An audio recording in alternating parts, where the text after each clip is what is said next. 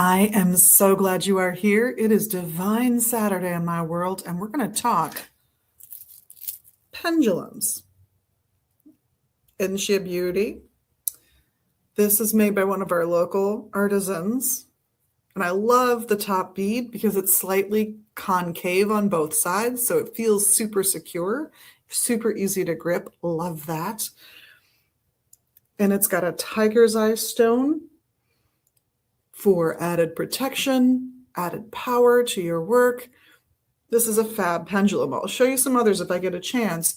But the easiest way to use a pendulum, no matter how fancy, how modest, yep, that's a keychain pendulum, all right. The basics are going to be just to communicate and develop a relationship with the pendulum itself, which is honestly a conduit to your subconscious, the other side, magical powers, psychic abilities, however you want to think of it, as long as it works, I'm golden. So the way to start that relationship is to figure out what this particular pendulum means when it moves. And the easiest way to do that is to meditate 2 times, once on a yes. That would be a wonderful yes to hear, like the best yes in the world. So I always recommend to folks that they close their eyes while they hold the pendulum. Some people like to put the other hand underneath it. You usually hold it in your dominant hand. And if you're going to put a hand under it, it's obviously going to be the other one, the receptive hand. And you start with your eyes closed. So you're not looking at this little beauty at all. You start imagining getting that wonderful yes. And you do that. You do that for longer than I'm going to do it here. Do it for like a minute if you've never used a pendulum, and then open your eyes and see how it's moving. And then do exactly the same thing with an awful, horrible no that you would hate to hear. Now you've established what a yes and a no is for you with this pendulum. It doesn't mean it will work this way with everyone else, but it will work this way for you. So you can ask it questions. Did I leave my keys in the kitchen? Did I leave my keys in my pocket? It's moving differently each time, I tell you.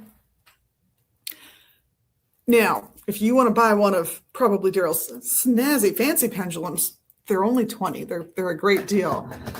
You are welcome to, but they can get fancier. This is a beautiful sterling silver one set with a moonstone on top and labradorite as the primary piece of the pendulum. Those are 2 stones that work beautifully together for this kind of work in particular. So fabulous, not as long a chain.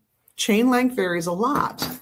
You can go for something that's pocket friendly and easy to carry with you. So this is one of the wonderful Sarah Cura's pendulums. You can also go for something in between.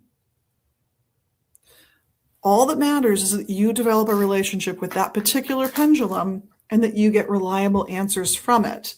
Now, beyond yes and no questions, which is your basic pendulum use, there are also pendulum boards and cloths and paper posters.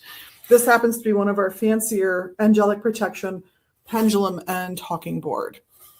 So you could use this the same way you might use something like a Ouija board. We don't call them those anymore. They're spirit boards or talking boards. Or you can use it with a pendulum. In that case, you're going to be using the pendulum above the board and just closing your eyes and let those micro muscle movements take you where they take you until you are getting the answer to your question. Maybe it's waving over the no that's on here or the future that's on here. You've got to try it out. It's that simple. And if you really want to make your own pendulum poster, grab a sheet of paper and go for it. You can put words on it like they've done here. This is Emrys Abner's work, by the way.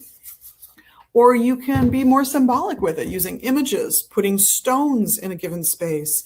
Use your creativity and the things that you already resonate with, and you can come up with a great pendulum board that you can use, whether it's one thing or not, to get finer answers to your questions.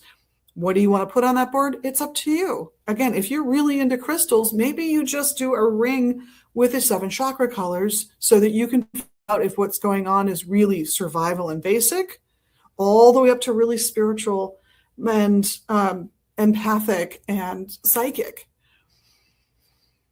Whatever system works for you is definitely the way to go when you're working with a pendulum. It's a good addendum to any work you've got. Maybe you're a tarot reader and you always have 5 tarot decks with you and you want a fun way to discern which deck to use for a particular reading. Get out that little pendulum and see which one it says. See where it spins the hardest. Over deck 1, deck 2, 3, 4, or 5. Works beautifully every time.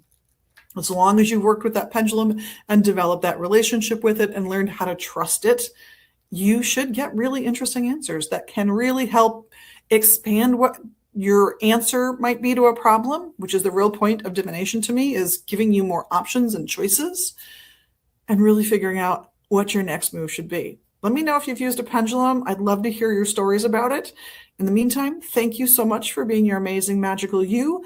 Everyone here at Magus Books, we all love that about you, of course, and we appreciate the little magical things you can do right here in social media land. I know you know what they are. Have a fun week, and I hope that you get to see us soon here, and that we get to see you in the store or online at magusbooks.com.